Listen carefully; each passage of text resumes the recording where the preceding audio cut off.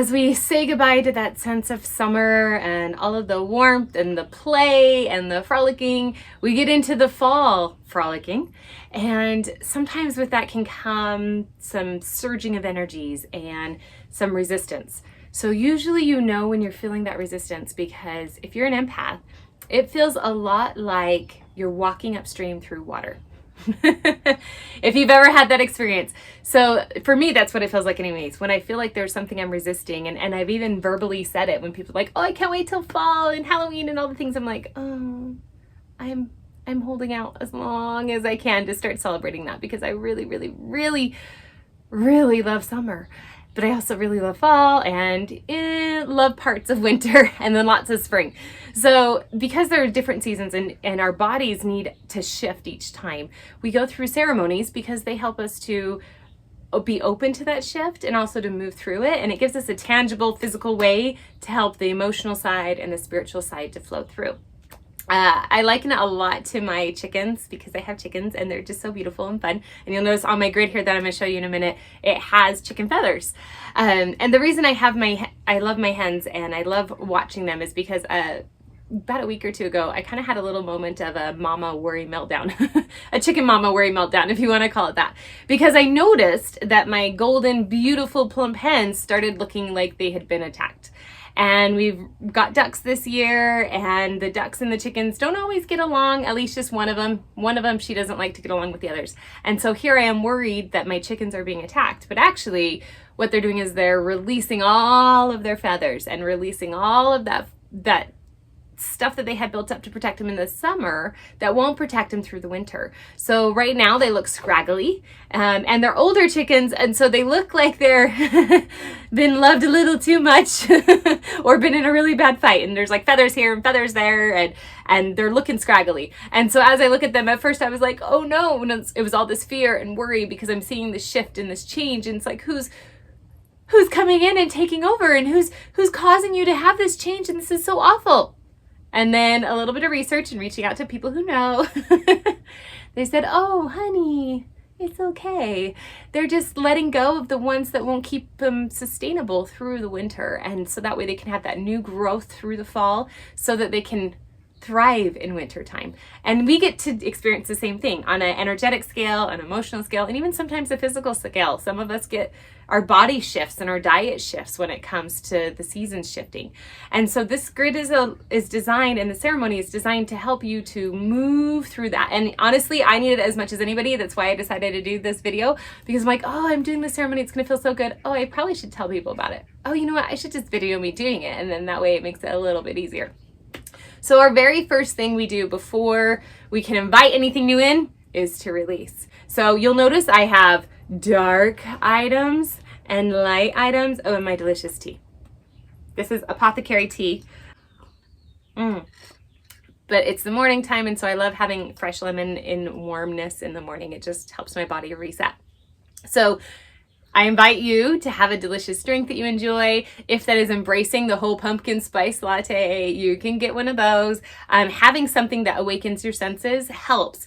Even if you just have essential oils that you put in some water, or you put some essential oils on yourself, that's going to help and pull in all of those senses, because the more senses you can pull in, you know, the hear, feel, see, smell, taste, all of those you can pull in, the deeper any ceremony you do goes, and the deeper you receive it. And if there's one area of those 5 that you're less open to, it makes it easier for you to still get the message across. Because if I just said, okay, drink this tea, but if tea's not your thing, then it's not going to do anything for you. But if I say, I'm going to drink this tea and smell this thing and see this thing and do this thing and feel this thing and then it's easier that at least one of them are going to resonate on some level somewhere, right? And as we're messy humans, we get to choose to do all the things, and it doesn't have to be perfect. So this is a grid that I love. So the grid itself is one that I painted, and it has one of a spiral. So even if you want to just take a piece of paper and draw a spiral, so you can understand the concept of everything spirals out and expands, and everything that is expanded comes from within. So it gives us the understanding of having duality, of going deep within and expanding out. And so that's why I have a spiral as the base. You'll also notice a lot of white things and a lot of dark things. The equinox is all about that duality, the yin and the yang. I even have my yin and yang drum that I'll drum here in a second. So it's about understanding that we have that split. We have the yin and the yang. We have the shadow and the light. So I put all of my light on one side and all of my shadow on the other, because when we approach the equinox, it's like we're approaching that time when they flip.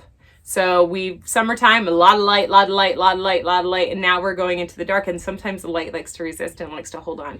And then when we get in that dark phase, it's like, oh, I hate the dark. I hate it so bad. Oh, I don't want to be here. Or, oh, I really like the dark and I never want to go back to light. Sometimes we can get really stuck there. And so the idea is to have them separate in the beginning of the ceremony, but to bridge them together. Okay, so the very first thing I'm doing is I'm enjoying my tea. Letting my senses open up, because honestly, I'm not talking very clear and I'm all up in my head emotional too, and I'm feeling the surges and all of that as well. And so I decided though that it's better just to share it than to pretend that we don't feel it. So thank you for letting me be a messy human. So the first thing I'm going to do is I'm going to light some sage. And you notice I have sage and Palo Santos, and I'll explain a little bit in a minute. So sage, ooh, that's some good sage. And you can hear my ducks. Do you hear them? They're so cute. Oh, and then the chickens say hello. They're out there laying this morning. Okay, so we sage ourselves first and our beautiful grid. All the tools that we're going to use get to be sage, the drums, even my notebook that I have. I'm going to be doing some journaling as soon as I finish. I'm not going to make you watch me journal. And we start at our feet when we sage ourselves and we go up. So saging, not only is it antiviral and really good for asthma, saging helps us because they help to cleanse. So it's just like cleaning the air, cleaning the space, anything that isn't mine, that shouldn't be mine, anything I may have picked up from being somewhere or connecting with someone, that gets to clear out.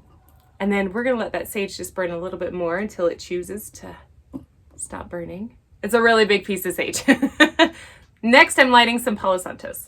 And so with this one, some people have a hard time lighting it. I dip a little bit of it into wax, just a tiny bit, just to get it wet on the tip, and then it'll ignite a little bit better.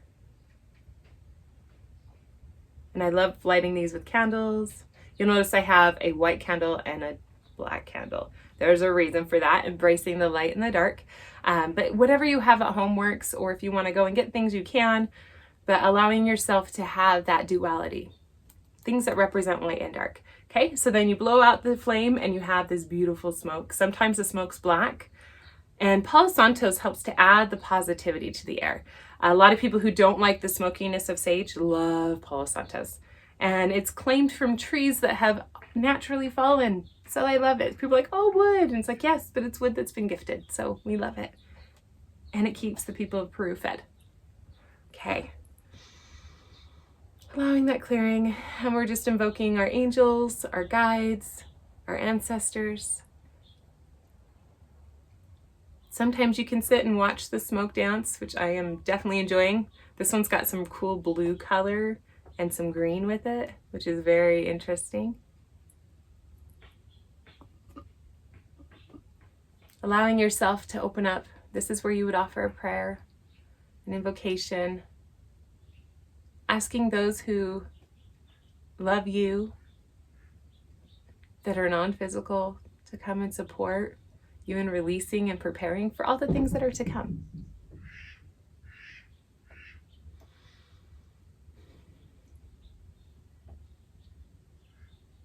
Okay. So now that we've cleansed, the next thing to do is to cleanse ourselves.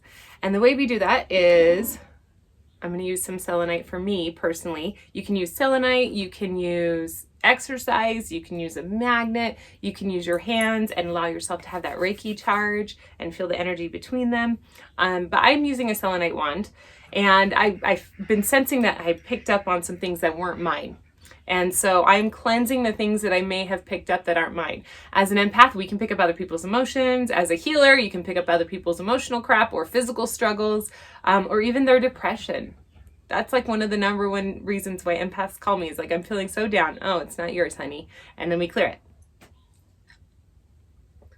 So the way we clear it using a selenite wand is you'll roll it over the area of your body you feel it. So me, I feel a lot in my back, and I feel a lot in my stomach.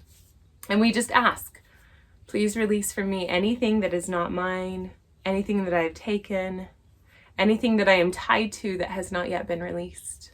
Releasing it from my body, releasing it from my mind. Releasing it from any blocks in vision. Any distorted views or understandings. Releasing it from my heart. Release, release, release. Just release it from anywhere that feels good. And I might do a deeper one later. Nice big deep breath.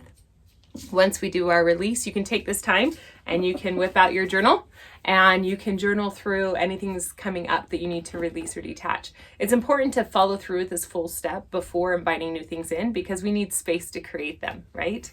And so allowing ourselves to have that space is going to be important. Say the chickens. They're cheering us on. Okay. So the next part of our grid, is when we get to allow ourselves to see the darkness and the light merging over. So I'm going to start. I'm going to use a drum at first, just to help release anything that's not released yet. And then once we do the merge, I use my higher tone drum to seal it in the positive intentions. So I'm going to take a moment and I'm going to drum as I allow myself to consider all of the things that I'm releasing and all of the shadows that need to go and all of the any ideas of lack of worth or worry or scarcity of winter coming. If you think about it, the cells in our body, when we hold fear, that's usually when the fat cells get held onto. That's why in the winter, right before winter, the bears get on all the weight and they start to hibernate because the body's saying, hey, by the way, you're going to need this. That's why as animals and as people, we thicken our hair, we thicken our feathers, we thicken our bodies because it's that fear that says, hey, there might not be enough. And so understanding that it's okay that we take on those things, but it's also very, very important that we don't take on more than we need to. So right now we live in a world where we don't have to be outside in the cold. And so we don't need to take that extra stuff on. We can have nice clothes that are warm and toasty and feel good on our bodies. And so allowing ourselves to get out of the space of fear and more of empowerment and that flow is going to help us a lot. Okay, so we're going to drum out anything that's triggered, anything that needs to go, releasing.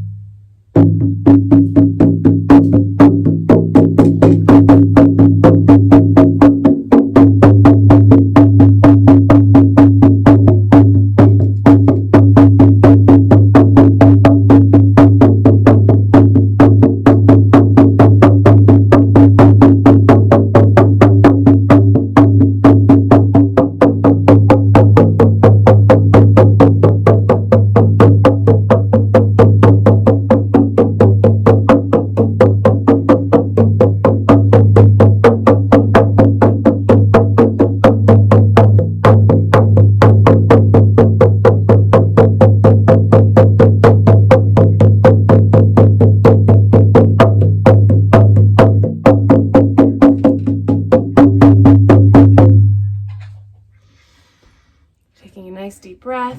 You can feel the pounding in your chest. You can even pound your chest if you feel like that resonates with you. But we want to allow it to flow and say, yes, we get to release. Side note, this is my beautiful buffalo drum. And it's all about balance. You can see the medicine wheel in it. And then the yin and yang that was naturally forming in the height on the front. And the buffalo is all about understanding that everything that is needed is already provided. Before you even need it, it's already there. And so it is the beautiful reminder to allow abundance to flow into our lives and to be nurtured and cared for and also circulate that nurturing and caring. Okay, so now we get to go through our grid and we get to merge the things together.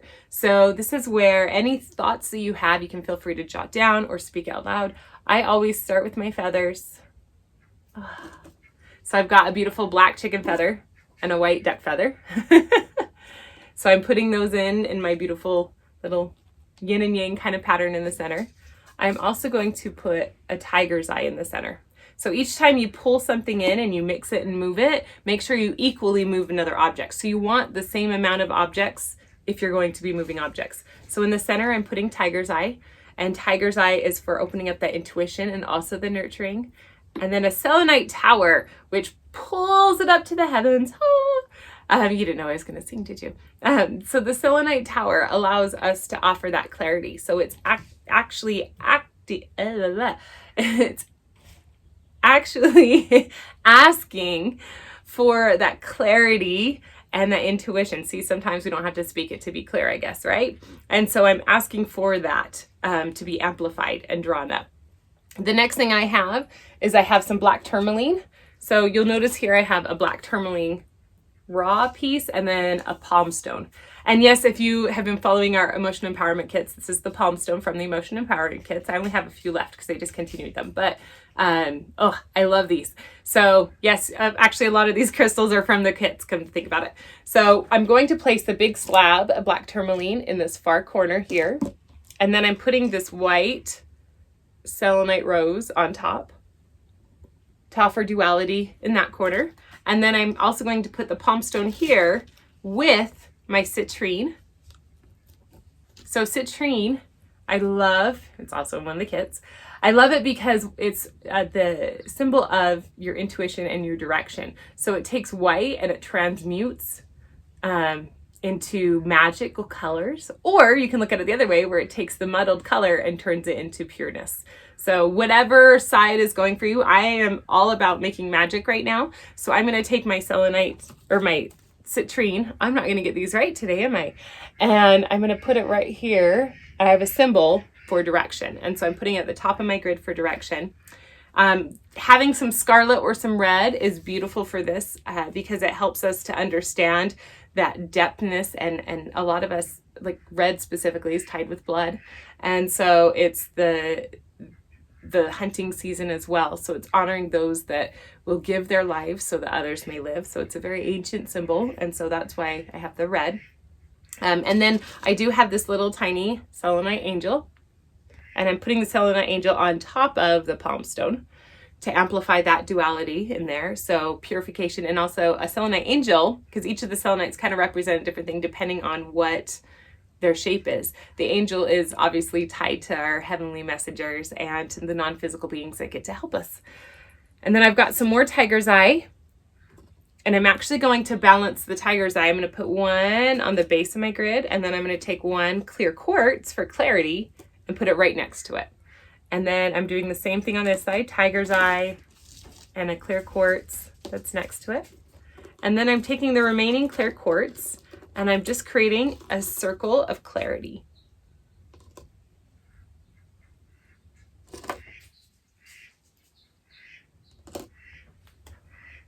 And there we go. If you want to use your selenite wand, if you have it handy, for my grid, I don't really feel like it's necessary. So I'm just going to allow it to be on the outside of my grid holding space. And now is when we have our grid set up. If you have herbs that you want to find, even some fresh leaves that have fallen from the trees that are yellow, you can put those on here. I have a few around my yard, but I didn't grab any. And this is where you take time to ponder and consider and allow yourself to see all of the beauty that you've had and honored. Maybe make a gratitude list and all of the beauty that gets to come. It's funny because as much as I love the summer, I love the fall, I love the coziness, I love that we slow our pace down. I love that it's a chance to no longer do yard work and it's a chance to come inside and work on anything inside my home and my nest that I feel like is going on. If you think of like the holidays we have around the fall time, they're all about connection and community and taking care of each other and taking care of our families. Another really beautiful thing is while you leave this charging is to have maybe share a feast with family or friends, or even make a little treat or a meal and drop it off to someone. Because anciently, you know, when we had early settlers, like it was really important. Well, and even in the villages, it was really important that we honor all the abundance and we go into the fall with abundance mentality versus scarcity mentality. So as you allow your grid to charge, I like to leave my grids up for at least 24 hours. You can leave it up for a couple of days if you feel like. You can write positive statements and place them in your grid. You can write them on a piece of paper and burn them with the candles. But honor your ceremony, honor yourself. I'm going to be drumming and then I will end this video so I can do some journaling. Just make sure when your ceremony is done, you blow out your candles and you offer some gratitude as well. Love you guys. Thank you for playing, and I will be drumming with my drum now. After I have my tea, of course. But then I do invite you to do some journaling. You can do it while you listen.